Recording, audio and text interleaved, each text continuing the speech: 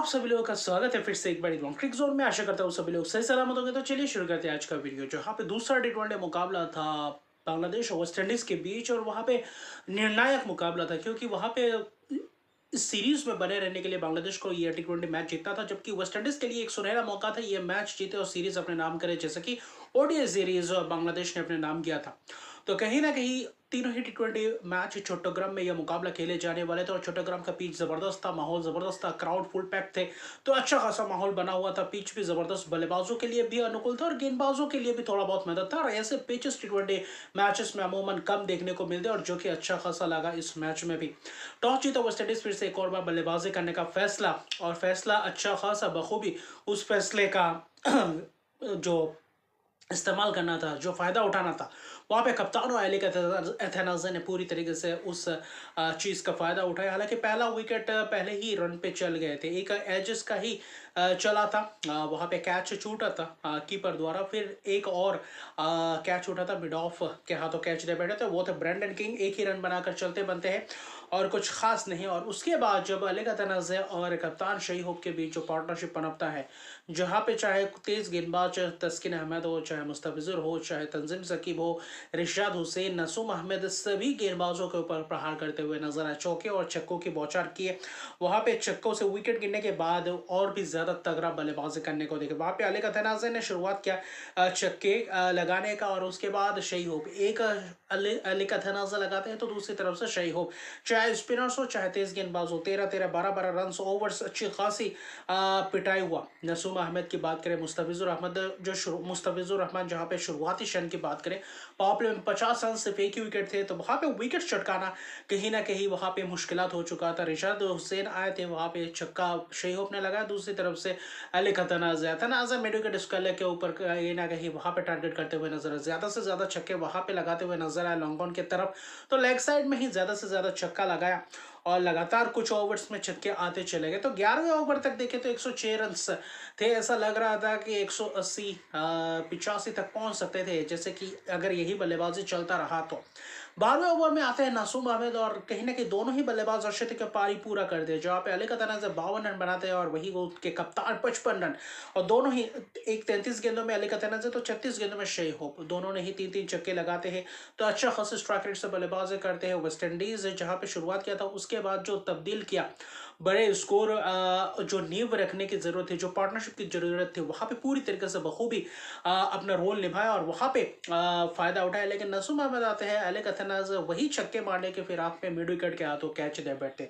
52 run एक अच्छे तक पारी और बेहतर प्रदर्शन किया, और उसके बाद अपना विकेट गंवा बैठे। और 105 रन का पार्टनरशिप दोनों के बीच, जो शतक पार्टनरशिप, उसके उसी ओवर में शेरफन रदरफोर्ड आए थोड़ा बहुत और तेजी रफ्तार बढ़ाने के लिए, और वहां पे फिर से एक और बोल्ड होते हुए नजर आए। तो शेरफन रदरफोर्ड ने इन दो टी20 मैचेस में जब जब भेजा है कि थोड़ा बहुत फ्लोटर के तरीके से थोड़ा बहुत तेजी से रन बटोरे, केमियो पारी खेल के चाहे, वहां पे दोनों ही मैच में कहीं ना कहीं निराश किया।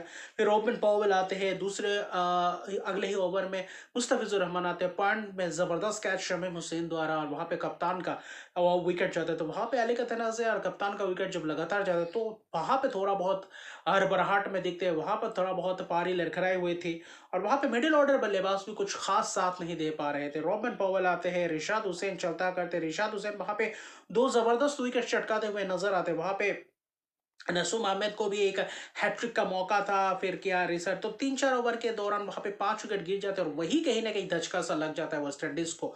और उसके बाद रन्स कहीं ना कहीं बना नहीं पाया, चाहे रोस्टन चेज की बात करें, माफ कीजिएगा, चाहे आपके रोबन पॉवल की बात करें, चाहे जेसन होल्डर वहां पे लॉन्ग ऑन के हाथों कैच दे बैठते हैं। रोबन पॉवल एक अच्छी खासी लेग स्पिन, और वहां पे बहुत चक्कर रह गया, और वहां पे पॉइंट के हाथों कैच तो जबरदस्त है। रोस्टन चेज ने 15 गेंदों में 17 रन की एक पारी खेली थी, लेकिन वहां पे भी कोई कुछ खास बाउंड्रीज लगाने में काबिल नहीं हुए, और वहां पे पूरी तरीके से जो लग रहा था कि विशाल कायम लक्ष्य प्राप्त कर सकते हैं, उसमें से सिर्फ 149 तक ही पहुंचे। आखिर में रनआउट्स भी हुए। मुस्तफिजुर रहमान ने आखिरी ओवर में पहले ही 2 गेंदों में 2 विकेट चटकाए थे, बोल्ड खैरी पेरी को क्या, रोमारी शेफर्ड को चलता क्या। तो अच्छा खासा रहा माहौल। आखिरी 9 ओवर में, 11वें ओवर में 106 पे एक विकेट, और आखिरी 9 ओवर में आपके कहीं ना कहीं देखे तो वहां पे 8 विकेट गिर जाते हैं और सिर्फ 43 रन बनते हैं, तो वहां पे कहीं ना कहीं निराशाजनक प्रदर्शन। एक वक्त ऐसा लग रहा था कि बांग्लादेश ये मैच आसानी से जीतेगा, क्योंकि वहां पे जबरदस्त प्रदर्शन करते हुए नजर गेंदबाजी मुस्तफिजुर रहमान के एक ओवर को छोड़ दे पावर प्ले के 4 ओवर 21 रन 3 विकेट, उम्दा किस्म की गेंदबाजी। जबकि Rishad Hussain 3 over 20 run 2 wicket, Rishad Hussain को भी करारा प्रहार करते हुए नजर आए। शमीम हुसैन सैफ हसन को एक आध ओवर करवाने के लिए लाए थे, उनके भी ऊपर प्रहार किए, लेकिन कहीं ना कहीं वहीं पे वापसी जबरदस्त अंदाज में किया। लेकिन 150 रन का टारगेट था और बांग्लादेश के पास फायर पावर था। सैफ हसन थे, वहां पे तंजीद तमीम थे, और तंजीद तमीम ने बेहतर शुरुआत भी किया था, अच्छा खासा प्रदर्शन करते हुए नजर आए थे। सैफ हसन कुछ खास प्रदर्शन नहीं किए इस टी20 मैच में से 5 रन बनाकर चलते हुए, और इस मैच में कहीं ना कहीं पावर प्ले में अकील हुसैन को इंट्रोड्यूस नहीं करवाया, तो वहां पे एक अच्छा खासा तेज गेंदबाजों से शुरुआत की जेडन सिल्स, जेसन होल्डर, तो वहां पे कोशिश थी। पावर प्ले भी उतना खास तेजी से रन बटोर नहीं पाए, एक ही ओवर में रन था, जहां पे जेडन सिल्स के ओवर में लिटन दास ने 3 चौके लगाए थे एजेस के टॉप एज कहीं ना कहीं जबरदस्त कट के, तो वहां पे बेहतर दिखे। उससे पहले जेसन होल्डर ने विकेट चटकाया सैफ हसन का। ब्रेंडन किंग उससे पहले कैच छूटा था पीछे भागकर, फिर ब्रेंडन किंग ने ही कैच लपका था, तो कहीं ना कहीं 3-4 कैच इस इनिंग्स में वेस्टइंडीज ने छोड़ा था। उसके बावजूद भी बांग्लादेश उस मौके को पूरी तरीके से भुना नहीं पाया। लेकिन तंजीद तमीम एक ही बल्लेबाज थे जो एक एंड पे खड़े थे, और वहीं पे कप्तान ने जो कुछ 10-15 रन एक ओवर में बटोरे थे, तो उसके बाद कप्तान को भी कहीं कहीं निराश हुआ, जहाँ पे कप्तान थोड़ा बहुत और बेहतर खेल सकते थे, क्योंकि वहां पे पावर प्ले चलता है और फ्री हिट में भी चौके लगाते हैं। पावर प्ले के बाद थोड़ा बहुत रोस्टन चेज, पावर प्ले के बाद स्पिनर्स को लाते हैं और स्पिनर्स वहां पे फंसाते हुए नजर आते हैं। अकील हुसैन आता है पहले ही गेंद में छक्का, तंजीद तमीम लगाते हुए नजर आते हैं, और वहां पे क्या जबरदस्त अंदाज में अंदर आती हुई गेंद बोल्ड 25 रन बनाकर चलते बनते हैं, 23 रन बनाकर चलते बनते हैं लिटन दास कप्तान, और कप्तान का विकेट गिरने के बाद वहां से फिर विकेट्स गिरने का सिलसिला शुरुआत हुआ। तंजीद तमीम ने उस बीच भी चौके छक्के लगाए थे, लेकिन कहीं ना कहीं वहां पे पार्टनरशिप से पनपने भी की कोशिश की, एक आध छक्के, फिर 2-3 ओवर उतना खास नहीं। खैरी पियरी आया, खैरी पियरी के ओवर में भी चौके छक्के लगाए।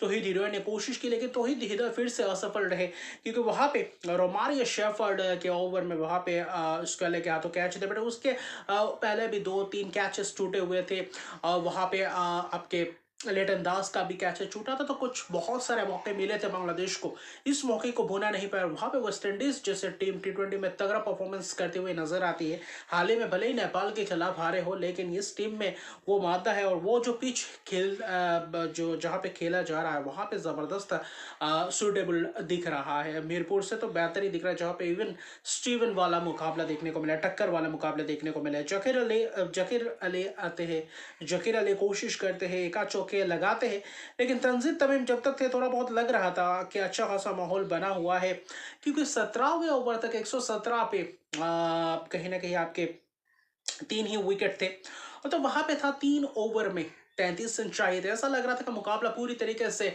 अभी भी बांग्लादेश के पास है। हालांकि एक अर्शदीप के पारी के लिए 61 रन शानदार पारी, जहां पे 3 छक्के लगाए थे, लेकिन वो जो आखिरी 3 ओवर था उस 3 ओवर ने मैच का रुख पलट दिया। खासतौर पर रोमारियो शेफर पहले ही गेंद में तंजीद तमीम वहां पे कैच दे बैठते, ब्रेंडन किंग जबरदस्त वो कैच पकड़ते हुए नजर आते हैं पॉइंट की तरफ, डिप पॉइंट में, और वहां से मैच का रुख और भी बदलता हुआ नजर आता है। वहां पे शमीम हुसैन आते हैं, वहां पे फिर आपके जकीर अली एक चौका तो लगाते हैं, लेकिन फिर जकीर अली स्क्वेले के हाथों कैच दे बैठे, तो वहां पे थोड़ा और सूझबूझ बड़ी पारी खेलते तो मुकाबला गिरफ्त में था। जेसन होल्डर आते हैं, फिर शमीम हुसैन बोल्ड करते हुए नजर आते हैं, तो कहीं ना कहीं शमीम हुसैन जकीर अली कुछ खास प्रभाव नहीं डाल पाए, जो फिनिशर का रोल था वो नहीं कर पाए। रिशाद हुसैन आते हैं, शून्य पे चलते बनते हैं अकील हुसैन के ओवर में, और जो 3 ओवर में 33 रन चाहिए थे, वहां पे वो जो 18वां और 19वां ओवर था वहां पे जो 3 विकेट गए, जकीर अली वहां पे आपके खास तौर पे देखे तो तंजीद तमीम और आपके शमीम हुसैन, तो ये 3 विकेट 33 रन चाहिए थे,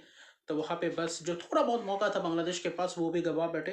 अननेसेसरी शॉट खेलने गए, थोड़ा बहुत ग्राउंड शॉट भी खेलते तो बेहतर रहता, और यही बांग्लादेश के लिए मुश्किलात होता है। बीच में तो एक आधा ओवर 16 बॉल चौके के लिए आए थे, लेकिन वो भी कुछ खास कारनामा नहीं कर पाया। आखिरी ओवर में बिल्कुल चाहिए था आपके 21 के 20-21 रन चाहिए था, वहाँ पे तो बस इरशाद हुसैन ने दो दो रन भागे और वहाँ पे 2 विकेट्स भी चटकाते हुए नजर आ रहे। इरशाद हुसैन का भी विकेट गया और वहाँ पे अकील हुसैन ने नसीम अहमद को बोल्ड भी किया, प्ले डाउन हो गए।